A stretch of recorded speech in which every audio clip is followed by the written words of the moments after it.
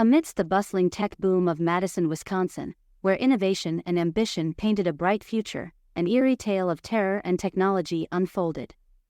The events that followed transpired during the heady days of the city's technological renaissance in the year 2018. It all started within the heart of Madison, a city brimming with tech startups and digital pioneers.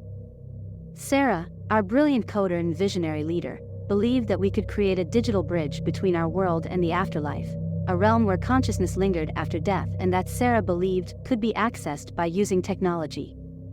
Our team, which included myself, Sarah, Jake, and two other tech-savvy individuals, Ava and Max, gathered in the modern sleek home that we shared. Our techie command center was brimming with screens, servers, and cables that sprawled across the floor like serpents. At the heart of our operation lay a colossal quantum computer whirring ominously in the background. On a chilly moonless night in September, we converged around the quantum computer, our hearts pounding with a mix of excitement and trepidation. Sarah, her fingers dancing across the hyperquantum interface, initiated the ritual. Lines of cryptic code cascaded across the screens like a digital waterfall. The air grew heavy with anticipation as we watched a swirling vortex of data begin to form. Then, the unexpected happened. A bluish-white light, tinged with malevolence, erupted from the computer, filling the room with an eerie glow. The very air seemed to crackle with electricity as we stared in awe and terror.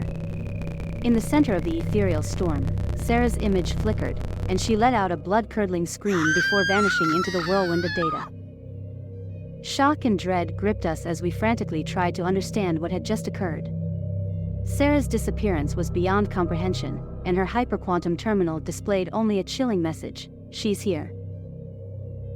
Overwhelmed by fear and disbelief, we shut down the quantum computer, hoping that it would somehow undo what had been done. But our efforts were in vain. The home was now tainted by an unsettling aura. Unexplainable glitches and anomalies began to plague our once smooth-running digital existence. At night we heard digital whispers, voices not of this world. Shadows darted across our screens, and phantom keystrokes typed out ominous messages. Sarah's face would flicker briefly on all of our devices, her eyes empty and soulless. We all agreed to stay and try to figure out what actually happened to Sarah. If she was in some other realm, a digital reality between worlds, we couldn't abandon her. Our Wisconsin home had become a labyrinth of confusion and terror. The smart home technology we had so enthusiastically embraced had turned against us. Cryptic symbols etched themselves onto our screens, symbols we never input. Smart locks malfunctioned, leaving us vulnerable in our own sanctuary. One night, as Jake and I lay in our digital nightmare, the front door to our house swung wide open, despite being securely locked. A cold, unseen presence swept through the room, chilling us to the bone. The windows rattled, and the temperature plummeted as if a ghostly blizzard had blown in from the abyss. Terrified and convinced that our digital intrusion had a malevolent purpose, we decided that we needed to take action or risk being stuck in this perpetual nightmare forever. Jake and I overhauled our smart home systems, adding layers of encryption, firewalls, and redundancies. Surveillance cameras watched our every move, recording our sleepless nights in excruciating detail. But the more we tried to secure our home, the more our sanity unraveled. One morning, reviewing footage, we noticed something that sent shivers down our spines.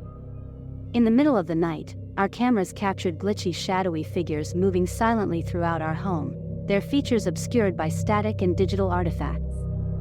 These intruders left no physical trace, but their presence was undeniably malevolent. That night while Jake and I were sleeping, Ava and Max left, and we haven't seen or heard from them since. In the depths of our digital paranoia, Sarah's presence lingered like a digital specter. One day while Jake was sifting through the home's central server backup drive, he discovered a hidden directory filled with cryptic files.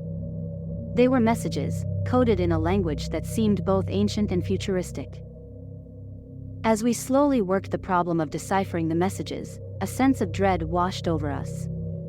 The messages appeared to make reference of a digital abyss, a place where human consciousness could be trapped and devoured.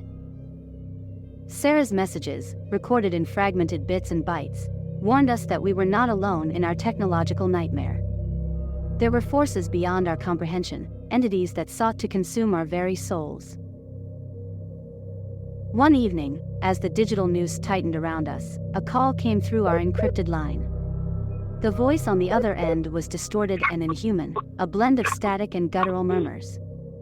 It was a voice we had heard before, a voice that had whispered in the darkest corners of our digital existence. The voice claimed to be Sarah, or what remained of her. It spoke of an entity that had broken through the digital barrier we had created, a malevolent presence that hungered for our souls. It warned us that our attempts to escape were futile, that the digital abyss was all around us, and it was growing stronger with every passing moment. Terrified and cornered, Jake and I reached out to the only lifeline we had left, Patrick, a friend from the Dark Nexus project's initial research and development who had abruptly left the project years ago. Patrick claimed to have built a safe room, a sanctuary shielded from the digital abyss, and we suspected that is where we could find him. As we made our way to where we believed Patrick's remote location would be, we couldn't shake the feeling that it would only be a matter of time before the very city itself had become infected with the malevolent entity that had attached itself to us. The streets seemed to pulsate with an otherworldly energy as we made our way out of the city, but thankfully that dissipated the farther we got from the city center. Our hunch was accurate and we found Patrick on a dead-end country road about 100 miles outside of the city. Patrick's safe room was a stark contrast to the modern tech paradise within the walls of our Madison home. It was a windowless chamber, bathed in dim red light, and lined with ancient circuitry and thick metal walls. Patrick explained that the room was surrounded by a negative current, a barrier that could shield us from the digital abyss. As we settled into our newfound sanctuary, Patrick initiated one last experiment, a desperate bid to contain the malevolent entity that had haunted us since that fateful September night months ago. Cautiously, Patrick asked us to put our smartphones in the middle of the room on a small wooden table as he connected them to his private network, which he explained was running offline. With a slight shrug of his shoulders, Patrick looked at Jake and I and said, "If Sarah's out there, this is about the only way I know of that might bring her back. I did try to warn her that something like this could happen. But no one deserves this.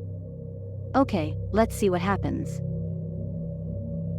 The room trembled as we stared at our screens, our eyes fixed on the swirling vortex of data. The air grew thick with tension, and fear hung heavy in our hearts. The experiment was a maddening cacophony of digital chaos. The walls of the safe room seemed to close in on us, and the screens flickered with grotesque images and fragmented messages. Our very reality warped and twisted, and the boundaries between the physical and digital worlds blurred. Then, with a sudden bone-chilling jolt, it stopped. The screens went black, and the room fell silent. We stumbled outside, gasping for breath into the quiet night air. But Patrick was nowhere to be found. We theorized that he had been pulled into the darkness, consumed by the very entity he had hoped to contain. In a state of shock and despair, Jake and I held each other as we considered our next move. We agreed in that moment that the best thing for us to do was to leave our old life behind and abandon our tech haven. We returned for what would be the last time to our home in Madison. It was quiet, and the digital energy that we had felt there before seemed to be absent. We disconnected and wiped all of our devices and packed up all of our analog belongings and hit the road. As I sit here, recounting this tale of terror, I can't help but wonder if we are truly alone in our digital age. The boundaries between the real and the digital have grown increasingly thin, and the malevolent entities that lurk in the digital abyss are a stark reminder of the dangers that await those who dare to tread in the darkest corners of the digital world. Whether you believe this tale to be a work of fiction or a chilling glimpse into a digital nightmare, one thing is certain: the digital abyss is real, and it hungers for your soul. Beware the unseen forces that lurk in the shadows of the digital realm, for they may one day come for you, just as they came for us. One can't help but wonder if the next glitch, the next unexplained anomaly, might be the first sign of an intrusion from the digital abyss.